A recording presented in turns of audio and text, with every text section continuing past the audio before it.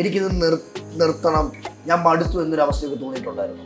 തോന്നിയില്ലെന്ന് പറയാൻ പറ്റത്തില്ല. കാരണം അവസ്ഥയിൽ എന്ത് ചെയ്യണം, മുന്നോട്ട് പോകണോ പുറകോട്ട് പോകണോ? പുറകോട്ട് പോയി കഴിഞ്ഞാൽ ഈ ബാധ്യത പിള്ളേരെ കൊണ്ട് വീട്ടാൻ പറ്റില്ല. മുന്നോട്ട് പോയി ഈ ബാധ്യത വീട്ടാം. 5 മണി കഴിഞ്ഞ് ബസ് വരാൻ താമസിച്ചു കഴിഞ്ഞാൽ എൻ്റെ സഹോദരങ്ങൾ ഇങ്ങനെ റോഡിൽ നിൽക്കും. പ്രൊഡ്യൂസർ എന്ന ചുരുങ്ങിയ വാക്കുകൾക്ക് പിന്നിൽ ഒരുപാട് കഷ്ടപ്പാടുകളുണ്ട്. ഈ ഒറ്റ വഴിയല്ലേ അറിയാവൂ, വേറെ ഒന്നും അറിയില്ലല്ലോ. വേറെടുത്ത് പോയി ജോലി ചെയ്യാനുള്ള എഡ്യൂക്കേഷൻ അല്ല. ഡിഗ്രി കഴിഞ്ഞ് ആര് ജോലി തരും? നമുക്ക് ഈ സീരിയലിൽ നിന്നൊന്നും വലിയ ലാഭമൊന്നുമില്ല കേട്ടോ. ലാഭമൊന്നും അങ്ങനൊന്നുമില്ല. വളരെ തുച്ഛമായിട്ടുള്ള ഇതൊക്കെ ഉള്ളൂ. ശ്യാമാംബരം സി കേരളത്തിന്റെ വലിയ നല്ല സീരിയലായിരുന്നു, റേറ്റിംഗ് നല്ലതായിട്ടുണ്ട്. എനിക്ക് സിംഗിൾ റുപ്പി അതിനകത്ത് നിന്ന് ലാഭം ഉണ്ടായിട്ടില്ല. ഞാൻ മരിച്ചു കഴിഞ്ഞാൽ എൻ്റെ മക്കൾ ചിലപ്പോൾ മരിച്ചില്ലെങ്കിലോ, അതായിരുന്നു എൻ്റെ മുമ്പിലുള്ള വിഷയം. ഞാൻ തമാശന് പറയും, എടേ നീയൊക്കെ എവിടെങ്കിലും പോയി വേറെ ജോലി ചെയ്യും, ഞാനൊന്ന് പുതിയ ആൾക്കാരെ വെച്ച് ഞാനൊന്ന് വർക്ക് ചെയ്തോട്ടെ. എന്തു അമ്മ ഇത്, പട്ടുസാരി ഇട്ട് 3 മാല കൊടുത്ത് മുല്ലപ്പൂവും ചുറ്റി അടുക്കളക്കകത്ത് നിന്ന് കുക്ക് ചെയ്യുന്ന. പക്ഷെ എന്താ അമ്മ ഇത്? പിള്ളേരോടായാലും പറയും, നമുക്ക് വലുതായിട്ടൊന്നും ചെയ്യാൻ പറ്റിയില്ലെങ്കിലും ആരും ദ്രോഹിക്കരുത്. ദ്രോഹിക്കുന്ന ഭയങ്കര പാപമാണ്.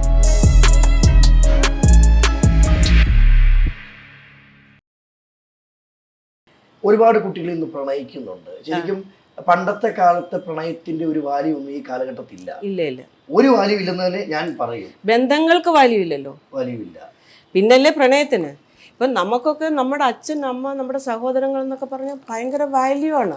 നമ്മുടെ അമ്മക്കൊരു ആവശ്യമുണ്ട്, അമ്മയ്ക്കൊരു വിഷമം ഉണ്ടെങ്കിൽ ഉറപ്പായിട്ടും നമ്മുടെ വിഷമമാണത്, നമ്മുടെ ആവശ്യമാണത്. ഇന്നത്തെ കുട്ടികൾക്ക് അതുണ്ടോ? എനിക്കറിയില്ല. ഇല്ലെന്നാ തോന്നുന്നു. ഇല്ല.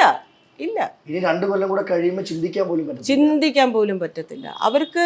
ഇന്നത്തെ കാലഘട്ടത്തിലെ കുട്ടികൾ, ഞങ്ങളൊക്കെ ഞാൻ പന്തളം കോളേജിൽ പഠിക്കുന്ന സമയത്ത് 5 മണി കഴിഞ്ഞ് ബസ് വരാൻ താമസിച്ചു കഴിഞ്ഞാൽ എൻ്റെ സഹോദരങ്ങൾ ഇങ്ങനെ റോഡിൽ നിൽക്കും. വണ്ടി എന്തുകൊണ്ട് ഞാൻ താമസിച്ചു, ബസ് വരാനാണ് താമസിച്ചത്. അത്രയും സ്ട്രിക്റ്റ് ആയിട്ടാണ് നമ്മളെ വളർത്തുന്നത് കോളേജ്. ഇന്നത്തെ കുട്ടികൾക്ക് എന്ത് സ്വാതന്ത്ര്യ.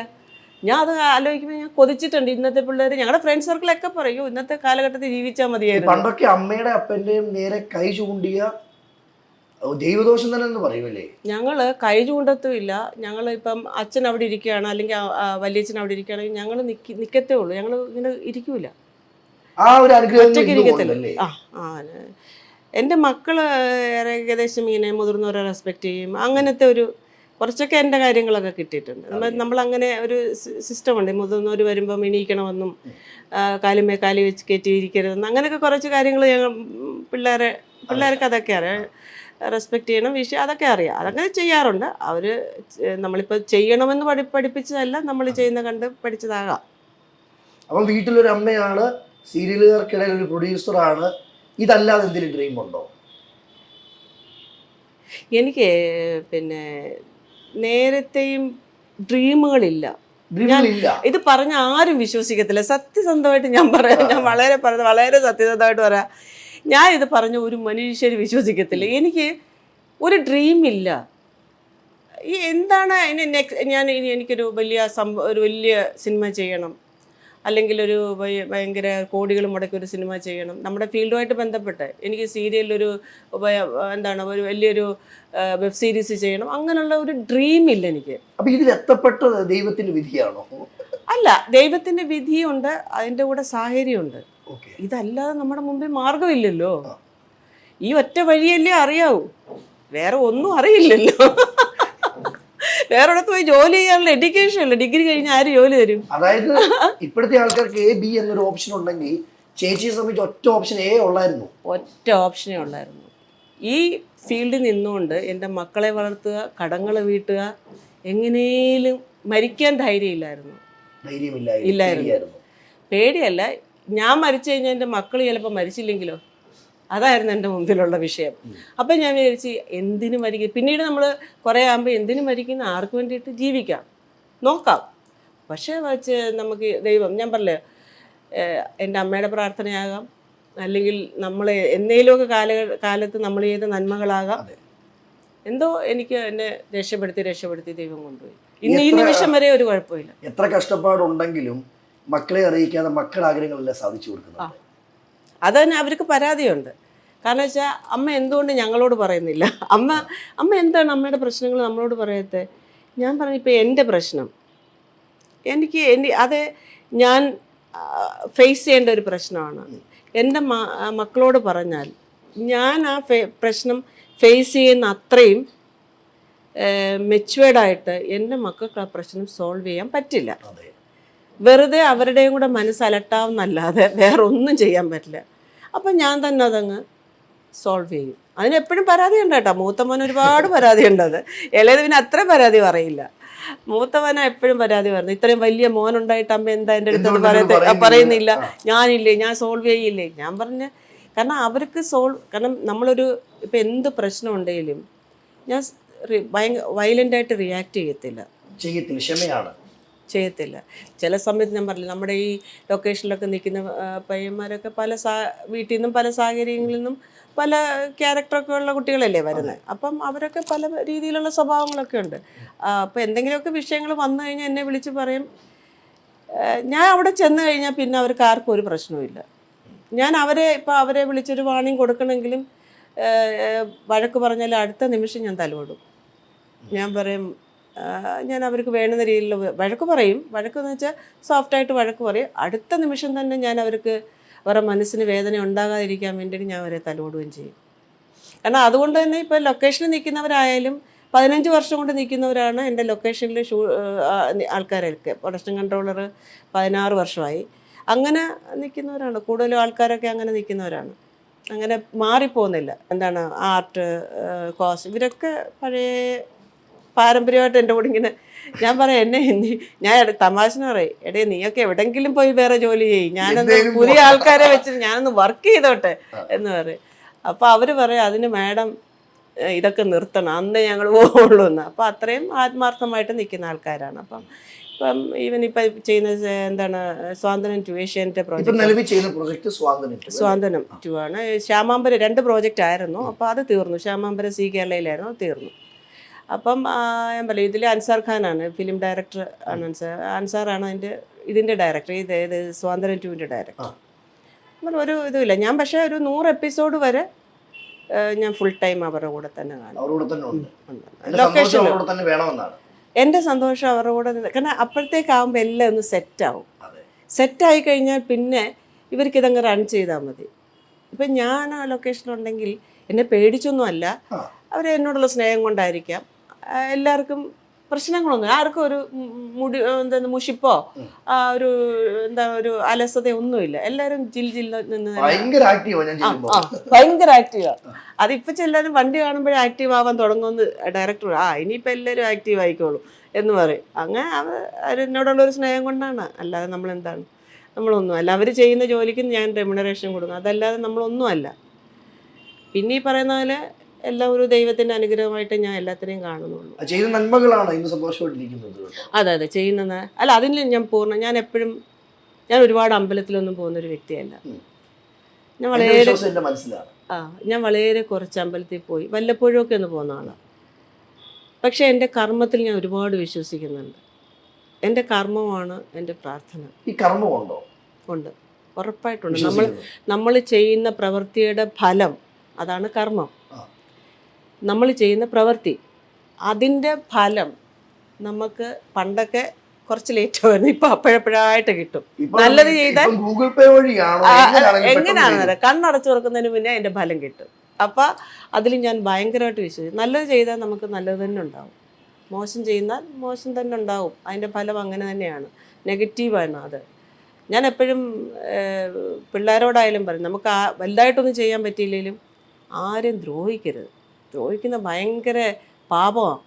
പക്ഷെ ഇന്നത്തെ ചെയ്തില്ലെന്നേ ഉള്ളൂ. പക്ഷെ അത് ഭയങ്കര അങ്ങനെ ചെയ്യാൻ പാടില്ല. അത് ഇപ്പം ഒരാളൊരു തെറ്റ് ചെയ്തപ്പോൾ നമ്മുടെ കൂടെ ഏകദേശം ഒരു 135 പേരോളം ഉണ്ട്. അപ്പോൾ അവർ ആരെങ്കിലുമൊക്കെ എന്തെങ്കിലുമൊക്കെ കുറവുകൾ വരാമല്ലോ. അപ്പോൾ അത് നമ്മുടെ ഒരു കുട്ടിക്കുണ്ടാകുന്ന ഒരു കുറവ് പോലെ നമ്മൾ അതിനകത്ത് കാണത്തുള്ളൂ. പക്ഷെ അത് വലിയ വിഷയമാക്കുന്ന തലമുറ ഇന്നത്തെ തലമുറ. അതെന്താ അവനങ്ങനെ ചെയ്ത്, എന്താ ഇങ്ങനെ ചെയ്ത്, അതമ്മ എന്താ ചോദിക്കാത്ത എന്നൊക്കെ എൻ്റെ മോൻ എന്നോട് ചോദിക്കും. അമ്മ അത് ഓൺ ചെയ്ത് നിർത്തണം എന്ന്. ഞാൻ പറയട്ടെ, അവർ ജീവിച്ചു പോട്ടെ, അതിൻ്റെ കൂട്ടത്തിൽ അവരങ്ങ് പോകും. അതൊക്കെ ഇപ്പോഴത്തെ ജനറേഷന് അങ്ങനത്തെ കാര്യങ്ങൾ മാനേജ് ചെയ്യാൻ ചിലപ്പോൾ ബുദ്ധിമുട്ടായിരിക്കും, എനിക്കറിയത്തില്ല. അവർ വളർന്നു വന്ന സാഹചര്യം, അവർ കണ്ടു വളർന്ന ആൾക്കാർ, നമ്മൾ വളർന്ന സാഹചര്യത്തിലല്ലല്ലോ ഈ കുട്ടികളൊന്നും വരുന്നത്. അതെ അതെ അതെ. നമുക്കൊക്കെ ഞാൻ പറഞ്ഞില്ല, ഇവർ വീട്ടിൽ ഇരുന്നാൽ മതി, എല്ലാ കാര്യങ്ങളും അവരുടെ അരികിലെത്തും. പണ്ടൊക്കെ എനിക്ക് തോന്നുന്നു ചേച്ചിയൊക്കെ ആഗ്രഹിച്ചത് കിട്ടാൻ വേണ്ടി ഒരുപാട് നാളുകൾ കാത്തിരുന്നിട്ടുണ്ട്. പിന്നെ ഇന്ന് ആഗ്രഹിക്കുന്ന സെക്കൻഡിനുള്ളിൽ നടക്കും. സെക്കൻഡിനുള്ളിൽ നടക്കും. കാരണം അത് കാലഘട്ടത്തിന്റെ മാറ്റമുണ്ട് അതിനകത്ത്. പിന്നെ ആ നടത്താൻ നമുക്ക് നമ്മുടെ ഈ സാമ്പത്തികം എന്ന് പറയുന്ന ഒരു കാര്യം വേണം. അതിനാണ് നമ്മൾ ഈ പറയുന്ന പോലെ ദൈവാനുഗ്രഹം എന്നൊക്കെ നമ്മൾ പറയുന്നത് അതിനാണ്. ഇതില്ലെങ്കിൽ നമുക്ക് ആഗ്രഹിക്കാനല്ലേ പറ്റുള്ളൂ. പൈസക്ക് പൈസ തന്നെ വേണോ? ഉറപ്പായിട്ടും വേണം. അതെന്താണ് ജീവിതത്തിൽ തിരിച്ചറിഞ്ഞത്? ജീവിതത്തിൽ തിരിച്ചറിഞ്ഞെന്ന് പറഞ്ഞാൽ ഒരുപാട് ബാധ്യതകൾ വന്നു. കടങ്ങളൊക്കെ അയ്യോ, ഒരുപാട് ബാധ്യതകൾ. ഏകദേശം ഒരു 2009 ഭയങ്കര ബാധ്യതകൾ വന്നു. നമ്മൾ ചാനലുമായിട്ടുള്ളതല്ലേ, നമ്മുടെ ഈ ബാധ്യത വരിക എന്ന് പറഞ്ഞാൽ, ബിസിനസ് ബാധ്യത വരിക എന്ന് പറഞ്ഞാൽ എപ്പോഴും ചാനലുമായിട്ടാണ്, ചാനലിൻ്റെ പേയ്മെൻ്റ് അല്ലേ. അപ്പം നമ്മൾ ഈ ഭീമയെ പോലുള്ള വലിയ ക്ലയൻറ്റിൻ്റെ പേയ്മെൻ്റ് എടുത്ത് വേറെ രീതിയിലേക്ക് മറിക്കുക എന്ന് പറയുമ്പം സ്വാഭാവികമായിട്ടും നമ്മളവിടെ പേയ്മെൻറ്റ് 90 ഡേയ്സിൽ സെറ്റിൽ ചെയ്യണം. അങ്ങനെ വരുമ്പം അത് പേയ്മെൻറ്റ് ചെയ്യാതിരിക്കുന്ന സമയത്ത് മൊത്തത്തിൽ പ്രശ്നമല്ലേ. കാരണം അടുത്ത റിലീസ് കൊടുക്കാൻ പറ്റില്ല, പേയ്മെൻറ്റ് വന്നില്ലെങ്കിൽ നമുക്ക് അവിടുന്ന് ചാനലിൽ നിന്ന് വിളിയുണ്ടാവും, പ്രശ്നങ്ങളുണ്ടാകും. അപ്പം ആ പേയ്മെൻറ്റ് വേറെ മറിച്ച് കഴിഞ്ഞാലുള്ള ഒരു അവസ്ഥയെന്ന് പറഞ്ഞാൽ തിരിച്ചെടുക്കാൻ പറ്റാത്തടത്ത് കൊണ്ട് മറിച്ചിട്ട് കഴിഞ്ഞാൽ പിന്നെ എന്തായിരിക്കും അതിൻ്റെ ഒരു പരിണിത ഫലം? ശരിക്കും അത് ഒറ്റയ്ക്ക് ഫേസ് ചെയ്ത് അതൊക്കെ സോൾവ് ചെയ്യേണ്ടി വന്നു. അതെങ്ങനെ തരണം ചെയ്തത് ആ നിമിഷം? എനിക്കിത് നിർത്തണം, ഞാൻ മടുത്തു എന്നൊരു അവസ്ഥയൊക്കെ തോന്നിയിട്ടുണ്ടായിരുന്നു? അത് തോന്നി എനിക്ക്. വൺസ് അതൊന്ന് തോന്നി. കാരണം വെച്ചാൽ തോന്നിയില്ലെന്ന് പറയാൻ പറ്റത്തില്ല. കാരണം അവസ്ഥയിൽ എന്ത് ചെയ്യണം, മുന്നോട്ട് പോകണോ പുറകോട്ട് പോകണോ എന്നെനിക്ക് അറിയില്ലായിരുന്നു. ഞാൻ ഇങ്ങനെ നിന്നിട്ടുണ്ട്, റോഡ് സൈഡിൽ വെറുതെ ഇങ്ങനെ നിന്നിട്ട് സ്റ്റക്കായിട്ടുണ്ട്. കാരണം മുന്നോട്ട് പോയാൽ ഈ ബാധ്യത, പുറകോട്ട് പോയ 2 മക്കൾ, ആ ഒരു അവസ്ഥയെന്ന് പറഞ്ഞാൽ ഭയങ്കരമാണ്. നമ്മൾക്കത് അനുഭവിച്ചവർക്കേ അത് അറിയത്തുള്ളൂ. അപ്പോൾ ഞാൻ വിചാരിച്ചു എന്തായാലും മുന്നോട്ട് തന്നെ പോവാം. കുറേ ഇങ്ങനെ ആലോചിച്ച് വന്ന് പുറകോട്ട് പോയി കഴിഞ്ഞാൽ ഈ ബാധ്യത പിള്ളേരെ കൊണ്ടും വീട്ടാൻ പറ്റില്ല.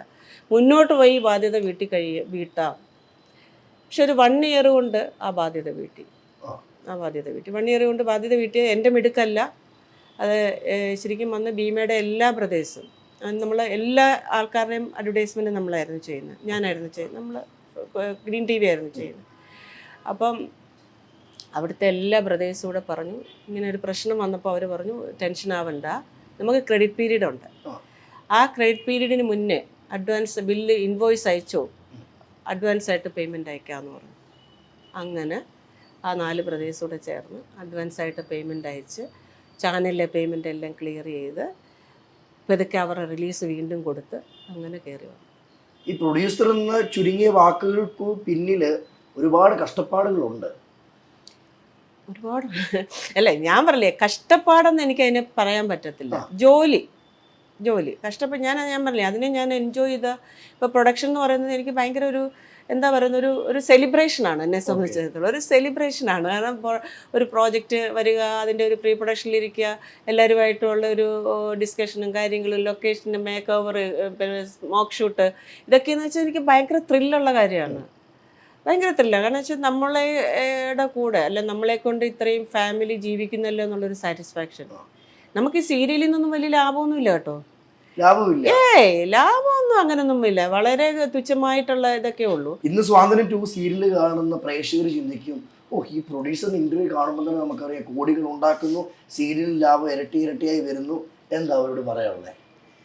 സത്യം പറഞ്ഞാൽ ഞാൻ വളരെ ആത്മാർത്ഥമായിട്ട് ഞാൻ പറയുന്നൊരു കാര്യം, ശ്യാമാംബരം കേരളത്തിൻ്റെ വലിയ നല്ല സീരിയലായിരുന്നു, റേറ്റിംഗ് നല്ലതായിട്ടുണ്ട്, 600 സംതിങ് എപ്പിസോഡ് പോയി.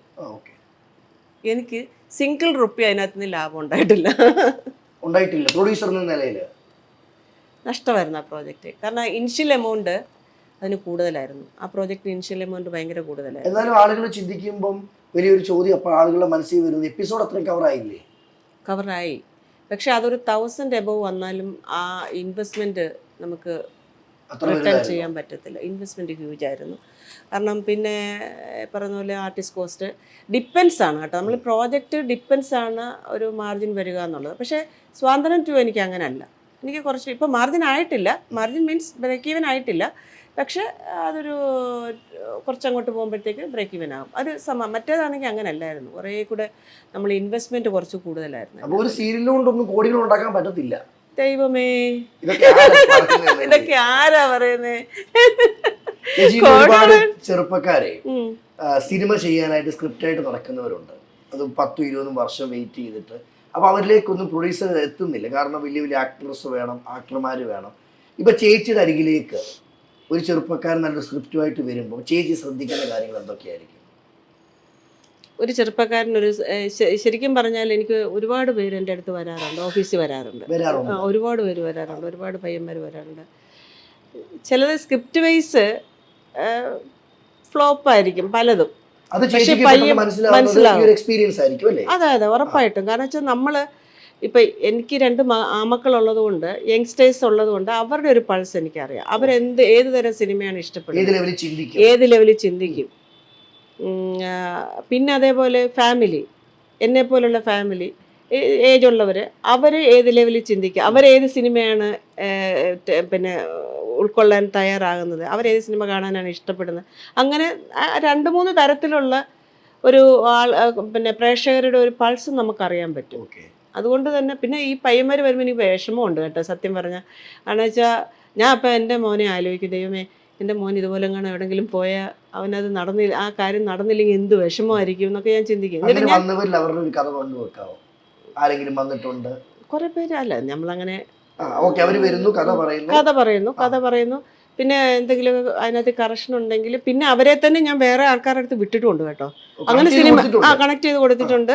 എനിക്ക് ചെയ്യാൻ പറ്റാത്ത സാഹചര്യം ആയതുകൊണ്ട് ഞാൻ കണക്ട് ചെയ്ത് കൊടുത്ത് സിനിമ ആയിട്ടുണ്ട്. 2 സിനിമ അങ്ങനെ വന്നിട്ടുണ്ട്. അത് എനിക്ക് സന്തോഷമുള്ള കാര്യമാണ്. കാരണം വെച്ചാൽ എനിക്ക് അന്നേരം ഈ പയ്യന്മാരുടെ അവരുടെ ഒരു ഭയങ്കര ഡ്രീമാണ് ഈ സംഭവം. അവരുടെ ഒരു വന്ന് കഥ പറയുമ്പോഴുള്ള ഒരു ആകാംക്ഷയും, അവരാ കഥ പറയുമ്പം അത് അവരുടെ മനസ്സിൽ ഞാനത് എടുക്കും എന്നുള്ള ഒരു ആഗ്രഹത്തിലായിരിക്കും അവർ വരുന്നത്. അത് നമ്മളെ ഭയങ്കരമായിട്ട് വിഷമിപ്പിക്കും, അങ്ങനത്തെ ഉള്ള കാര്യം. അതൊക്കെ എനിക്ക് ഭയങ്കര വിഷമമാണ്. അങ്ങനെ എനിക്ക് അങ്ങനെ ഫീൽ ചെയ്യുന്ന പയ്യന്മാരെ ഞാൻ വേറെ കണക്ട് ചെയ്ത് കൊടുത്ത് അങ്ങനെ സിനിമയാകും. ഇത്രയും പാവത്താനായ ചേച്ചിക്ക് ഒരു പ്രൊഡ്യൂസർ ആകാൻ പറ്റുമോ? വേണ്ട, അതിൻ്റെ ആവശ്യമില്ല. നമുക്ക് ശരിക്കും പറഞ്ഞാൽ എന്തിനാണ് നമ്മൾ ദേഷ്യപ്പെടുന്നത്? അത് നമ്മളെ ഇല്ലാണ്ടാക്കത്തല്ലേ ഉള്ളൂ. ദേഷ്യം വരുത്തില്ല എന്നല്ല ഞാൻ പറഞ്ഞു, എനിക്ക് നല്ല ദേഷ്യമൊക്കെ വരും, പക്ഷെ ഭയങ്കര ദേഷ്യമൊക്കെ വരും. അതെൻ്റെ പിള്ളേരുടെ അടുത്തൊക്കെ ഉഗ്രം ദേഷ്യമൊക്കെ വരും. പക്ഷേ ഞാൻ പിന്നീട് അറിയൂ, ഞാൻ എന്തിനാണ് ഇത്രയും കിടന്ന് എൻ്റെ എനർജി കളഞ്ഞത്? അത് നമ്മളെ ഇല്ലാണ്ടാക്കത്തുള്ളൂ, നമ്മുടെ എനർജി നഷ്ടപ്പെടുകയാണ്, നമ്മളിലേക്ക് നെഗറ്റീവ് കയറുകയാണ് ആ ദേഷ്യപ്പെടുന്ന അത്രയും സമയം. ആ സമയത്ത് സൈലൻ്റായിട്ട് അങ്ങ് പറഞ്ഞാൽ പോരെയെന്ന് ഞാൻ തന്നെ ചിന്തിക്കും. പിന്നെ ഈ പറയുന്ന പോലെ എന്താണെന്നറിയോ, രാവിലെ 6:30 ലൊക്കേഷനിൽ വന്നു കഴിഞ്ഞാൽ അതിൻ്റെ പല വിഭാഗങ്ങളും ഷൂട്ട് 9:30 തീർന്നു കഴിഞ്ഞാൽ അതിൻ്റെ പല വിഭാഗം ആൾക്കാരും 11 മണി എല്ലാം ഒതുക്കി പെറുക്കിയൊക്കെ വെച്ചിട്ട് ഒരു 11 മണി 11:30 ആകുമ്പോഴാണ് ആ ലൊക്കേഷനിൽ നിന്ന് തന്നെ അവർ കിടക്കാൻ പോകുന്നത്. അവിടെ ചെന്ന് കുളിച്ച് ഫ്രഷായി കിടന്നുറങ്ങി വീണ്ടും രാവിലെ 5 മണിക്ക് എണീക്കണം. ഇത് കഴിഞ്ഞ് ഒരു 7 മണി 8 മണിയൊക്കെ ആകുമ്പോഴത്തേക്ക് ഇവരങ്ങ് ട്രെയിൻഡ് ആവും, എനർജി ഇല്ലാണ്ടാവും. ഞാൻ എപ്പോഴും ഡയറക്ടറെ അടുത്ത് പറയും, നമ്മൾ ഷൂട്ട് ചെയ്യുമ്പം ഒരു 9 മണി മാക്സിമം നിർത്തും. 8 മണി കഴിഞ്ഞാൽ അവർ എനർജി ഇല്ല. അങ്ങനെ ചിലപ്പോൾ ഫ്രസ്ട്രേറ്റഡ് ആയിട്ട് എന്തെങ്കിലുമൊക്കെ ഇത് കാണിച്ചെന്നിരിക്കാം. അതൊക്കെ ഞാൻ അങ്ങനെ കാണാൻ ഡയറക്ടറോട് ഞാൻ പറയും. അത് നമ്മളൊരു തെറ്റായിട്ട് എടുക്കരുത്. അവർ രാവിലെ തൊട്ട് ലൈറ്റ് അങ്ങോട്ട് വെക്കുന്നു, ഇങ്ങോട്ട് വെക്കുന്നു, മറ്റേത് ചെയ്യുന്നു, മറിച്ച്. അപ്പോൾ അവർക്ക് അവരുടേതായിട്ടുള്ള ടെൻഷനും സ്ട്രെയിനും ഒക്കെ ഉണ്ട്. അപ്പോൾ അതുകൊണ്ട് ക്ലൈമറ്റൊക്കെ ചൂടാണെങ്കിൽ അത് പ്രശ്നമുണ്ട്. അപ്പോൾ ഞാൻ പറഞ്ഞു അതിനെ അങ്ങ് കണ്ടാൽ പോരെ. നമ്മുടെ പിള്ളേർ നമ്മുടെ വീട്ടിൽ അവർക്ക് ഇഷ്ടപ്പെടാത്തതിന് നമ്മളോട് ദേഷ്യം കാണിക്കാറില്ലേ?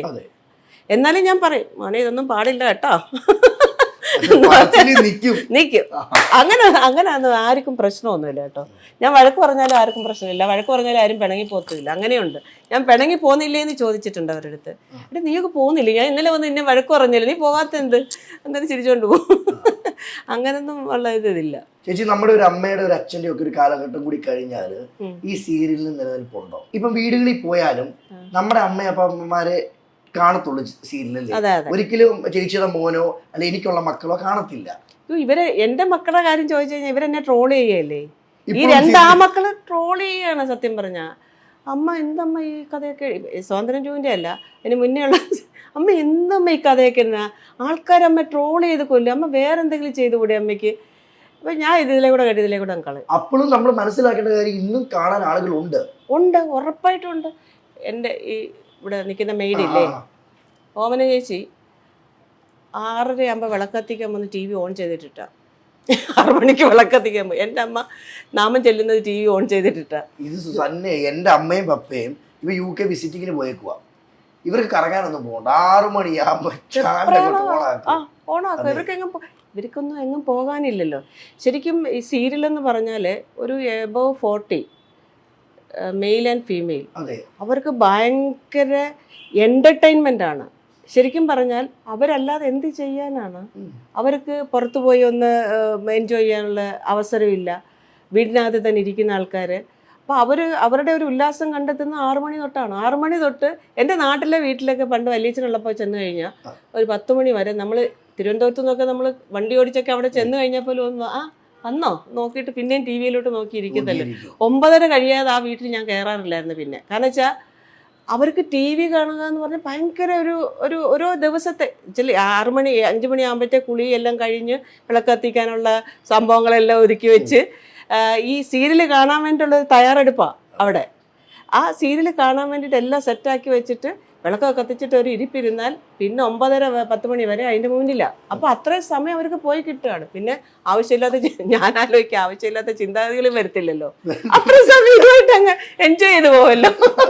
അല്ലെങ്കിൽ മറ്റേത് മറിച്ചത് അങ്ങനെയുള്ള പല വേണ്ടാത്ത ചിന്താഗതികൾ വരുമല്ലോ. ഞങ്ങളുടെ പിന്നെ അടുത്ത ചേച്ചിമാരൊക്കെ സ്വന്തം അയലോക്കത്ത് എന്തെങ്കിലും സംഭവിച്ചാൽ പോലും അറിയത്തില്ല. അതിലുപരി സീരിയലില് ഭാര്യ കാര്യം ഞങ്ങൾ കരച്ചില്ല. ഇത് എവിടുന്നാണ് ഈ കരച്ചിലൊക്കെ വരുന്നത്? അത് ഞങ്ങളുടെ ഒരു ടാക്ടിക്കാണ്. പിന്നെ ഞങ്ങൾക്ക് മാത്രം അറിയുന്ന രഹസ്യം, ഞങ്ങൾക്ക് മാത്രം അറിയുന്ന ഒരു രഹസ്യമാണ്. കാരണം വെച്ചാൽ സീരിയൽ ഇപ്പം ഒരു റിയാക്ഷൻ ഇടുമ്പം ഒരാൾ വിഷമിക്കുന്നൊരു കാര്യം റിയാക്ഷൻ ഇടുമ്പോൾ കൂടെ നിൽക്കുന്ന ആർട്ടിസ്റ്റ് അത് കരയുന്നതിനൊരു മീറ്ററുണ്ട്. അവരുടെ റിയാക്ഷൻ കരച്ചിലായിരിക്കും. ആ കരച്ചിൽ ഒരു മീറ്ററിന് മുന്നേ അത് RR കട്ട് ചെയ്ത് കഴിഞ്ഞാൽ കാണിയായിട്ട് ഉള്ള അജിക്കത് കരച്ചിൽ വരത്തില്ല, കണ്ണ് നിറയത്തില്ല. ആ മീറ്റർ അങ്ങനെയുണ്ട്. ആ മീറ്റർ ഫുള്ള് പോയെങ്കിൽ RR ആ എക്സ്പ്രഷൻ്റെ കൂടെ RRൻ്റെ മീറ്റർ ഫുള്ള് പോയാൽ പ്രേക്ഷകയായിട്ടുള്ള ഞാനാണെങ്കിൽ എനിക്ക് കണ്ണ് നിറയും, ഉറപ്പായിട്ടും നിറയും. കാലഘട്ടങ്ങൾ കുറേ ആയെങ്കിലും ഇപ്പോഴും അടുക്കളയിൽ അമ്മമാരെന്നെ സീരിയലില് സാരി ഉടുത്തിരിക്കുന്നേ, അതിനൊരു മാറ്റം വരുത്തണ്ടേ? പട്ടുസാരി അല്ലേ? ഞാനിപ്പോൾ എൻ്റെ സീരിയലിൽ ഇല്ല. ഇപ്പം ഞാൻ അത് നിർത്തി. 2 സീരിയൽ കൊണ്ട് ഞാൻ നിർത്തി. 2 സീരിയൽ വലിയൊരു ഉപകാരമാണ്. അതെന്താണെന്നറിയോ, ഞാൻ അവിടെ ഇരിക്കും സീരിയൽ കാണാൻ. അപ്പം എൻ്റെ ഇളയ മോൻ അങ്ങോട്ടും ഇങ്ങോട്ടും പാസ് ചെയ്യുന്നത്, അവൻ്റെ റൂം അപ്പുറത്താണ്. അപ്പോൾ പാസ് ചെയ്യുന്ന വഴിയുടെ ഇതിലാണ് TV ഇരിക്കുന്നത്. ഇങ്ങനെ ഒരു എന്തു അമ്മ ഇത്, പട്ടുസാരി ഇട്ട് 3 മാലയും എടുത്ത് മുല്ലപ്പൂവും ചുറ്റി അടുക്കളക്കകത്ത് നിന്ന് കുക്ക് ചെയ്യുന്നു, പക്ഷെ എന്താ അമ്മ ഇത് എന്ന് ചോദിച്ചു. നമ്മൾ ഭയങ്കര ഭയങ്കര പുച്ഛത്തോട് പറഞ്ഞു, ഇതൊക്കെ മാറ്റേണ്ട സമയം കഴിഞ്ഞു എന്നൊക്കെ പറഞ്ഞിട്ട് അവനൊക്കെ പോകും. അപ്പം ഞാനും ആലോചിച്ചു. കാരണം വെച്ചാൽ ഇപ്പം 2 സീരിയൽ ചെയ്തത് നാച്ചുറലായിട്ടാണ് ചെയ്തത്. ഈ നെക്ലേസ് ഉണ്ടക്കെട്ടും വട്ടത്തി പൂവൊന്നും വെക്കാതെ സാന്ത്വനം പക്ക നാച്ചുറലാണ്. അതിന് മുന്നേ ഉള്ളത് സെമി നാച്ചുറലായിട്ടാണ് ചെയ്തത്. പിന്നെ ചില ചാനലിൻ്റെ റിക്വയർമെൻ്റ് ഉണ്ട് കേട്ടോ, ചെയ്യണം. ആ ചാനലിൻ്റെ റിക്വയർമെൻറ്റ് നമ്മൾ എഗ്രി ചെയ്തേ പറ്റുള്ളൂ. അപ്പം പിന്നെ ഞാനായതുകൊണ്ട് ഒരുപാട് അങ്ങ് എൻ്റെ അടുത്ത് അങ്ങനെ പറയത്തില്ല, എന്നാലും അവർ സൂചിപ്പിക്കും. പക്ഷെ നമ്മളൊരു ഇൻ ബിറ്റ്വീൻ അവരുടെ അഭിപ്രായം എൻ്റെ അഭിപ്രായം കൂടെ ചേർന്നിട്ടുള്ള ഒരു ഗെറ്റപ്പിലേക്ക് ആർട്ടിസ്റ്റിനെ കൊണ്ടുപോകും. ചേച്ചി മാറ്റിയതിൽ ഞങ്ങൾക്ക് എല്ലാവർക്കും ഒരുപാട് സന്തോഷം. സാന്ത്വനം ടു മാറ്റി എല്ലാം നല്ല നോർമൽ കോസ്റ്റ്യൂമാണ്. നിലവിൽ ചെയ്യുന്ന വർക്കുകൾ എന്തൊക്കെയാ? ഇപ്പം ചെയ്യുന്നത് സ്വാതന്ത്ര്യം 2 ആണ്. ഇനിയിപ്പോൾ അടുത്ത പ്രോജക്റ്റ് ഉടനെ ഉണ്ട്, സെക്കൻഡ് പ്രോജക്റ്റ്. മൂവി ഇപ്പം ഞാൻ ഇപ്പോഴത്തെ ഒരു സാഹചര്യത്തിൽ മൂവി ഭയങ്കര മൂവി ഇൻഡസ്ട്രി എങ്ങും എത്താം. അമ്മ പൊളിഞ്ഞു പോയി, ഫിലിം പ്രൊഡ്യൂസേഴ്സ് അസോസിയേഷൻ എതിരായിട്ടുള്ള പ്രശ്നം, അതുകൊണ്ട് മാത്രമല്ല മൊത്തത്തിൽ പൊളിഞ്ഞു കിടക്കുക. അപ്പോൾ ചേച്ചി ഒരുപാട് സന്തോഷം. Thank you. കാരണം ഒരുപാട് ആൾക്കാരൊക്കെ തുറന്ന് സംസാരിക്കാൻ മടിക്കുന്ന ഒരു കാലഘട്ടവും ആളുകളുമാണ്. അവിടെ ചേച്ചി ഇത്രയും തുറന്ന് സംസാരിച്ചതിൽ ഒരുപാട് സന്തോഷം. ഇനിയുള്ള മുന്നോട്ടുള്ള വർക്കുകളും മുന്നോട്ടുള്ള ജീവിതത്തിലെ യാത്രകളും, ഇപ്പോൾ സിനിമയുടെ കാര്യം പറഞ്ഞല്ലോ, ഏറ്റവും നല്ലൊരു സിനിമയുടെ ഒരു പ്രൊഡ്യൂസറായി മാറട്ടെ എന്ന് ആശംസിക്കുന്നു. സിനിമ ഞാൻ ലാസ്റ്റ് ചെയ്തത് സത്യം പറഞ്ഞാൽ വിശ്വസിക്കുമോ എന്നുള്ള സിനിമയാണ്. പിന്നെ 1-2 സിനിമയുടെ ചെറിയ സിനിമയുടെ, വലുതല്ല, വലുതുടനെ വരട്ടെ. ആ നമ്മൾ ചെറിയ കഴിയുമ്പോൾ എല്ലാവരും ഇതിനേക്കാൾ കഴിഞ്ഞു പോകത്തേ ഉള്ളൂ. പിന്നെ ഒരു വെബ് സീരീസ് ഒക്കെ ഇങ്ങനെ പ്ലാൻ ചെയ്ത് വരും. പ്ലാനുകളും കാര്യങ്ങളും എല്ലാം നടക്കട്ടെ. നടക്കട്ടെ. എല്ലാവരും ആശംസകൾ നേർന്നുകൊണ്ട് താങ്ക് യു സോ മച്ച്.